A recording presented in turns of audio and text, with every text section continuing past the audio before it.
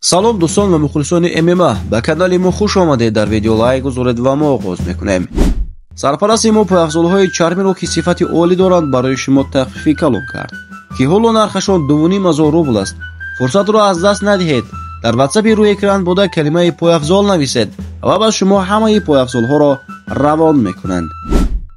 пеш аз оғоз ба шумо маслиҳат медиҳем ки дар телеграм-канали мо обуно шавед, чун ҳама эфирҳои муборизаҳоро аз он ёфта метавонед. ссилка дар комментария.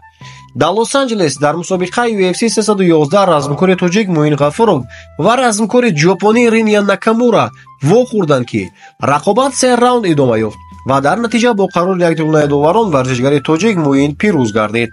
бо ин роҳ Муин Ғафуров дар ММА бо 6 мағлубият 20-мин ғалабаро ба ҳисоби худ сабт кард ва барои Риня Накамура бошад ин аввалин шикаст дар ҳисоби касбияш шуд.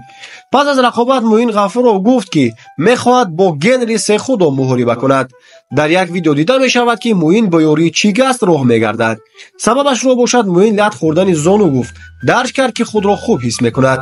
қаҳрамони UFC Мер Абдувалишвили бо ҳамдастаи худ размкори тоҷик Муин Ғафуров вохӯрда якдигарро баъд аз ғалабаҳояшон дар UFC табрик намуданд. бояд гуфт ки Мер ва Муин дар як толор тамрин мекунанд ва ба набардҳояшон дар якҷоягӣ омодагӣ диданд. онҳо тавонистанд ғалабаро бар рақибони шикастнопазир ба даст оранд.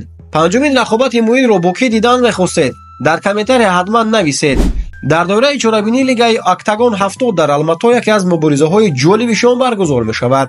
дар вазни сабук собиқ қаҳрамони лигаи Хардог аз Тоҷикистон Фазлиддин Карим Мадрахимов 14-5 бори дуюм дар қафас бо файтери узбек Муҳиддин Мамаҷонов 71 вомехӯрад. мусобиқа 23 феврал дар Алмато баргузор мешавад.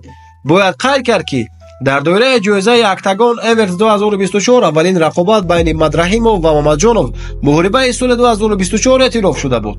дар мусобиқаи Октагон 68 Мадрахимов бо Мамаҷонов рақобат карда буданд ки дар натиҷа бо тасмими ҷудогонаи доварон ғолибият ба Мадрахимов дода шуд ва аввалин бохт ба ҳисоби касбии варзишгари узбек ворид карда шуд. рақами дуюми дивизиони сабуки UFC Умар Нурмагомедов ки дар охири ҳафтаи гузашта зидди Мер Абдувалишвили баромад карда мағлуб шуд ва ба ҳисоби худ аввалин бохтро ворид намуд. пас аз мағлубият Умар дар шабакаи иҷтимоияш чунин навиштааст: баҳона нест, ман чемпион мешавам, боқӣ монда муҳим нест. худоро шукр дар ҳама ҳолат фикр намекунам ки дар ин рақобат ман бохт накардаам, агар ҳатто тамоми ҷаҳон маро бовар накунанд. ба ҷароҳатҳоям сару кор мегирам ва дубора боз мегардам. тибқи версияи дастаи онҳо аллакай дар даври аввали рақобат Умар Нурмагомедов дасти худро шикаст ки ба ҷараёни тамоми мубориза таъсир расонд. ин буд видеои имрӯзаи мо дӯстон. ташаккур ки видеоро то ба охир дастгирӣ кардед. дастгириҳои шуморо интизор ҳастем то видеои навбатӣ. шоду пирӯз бимонед. хайр азизон.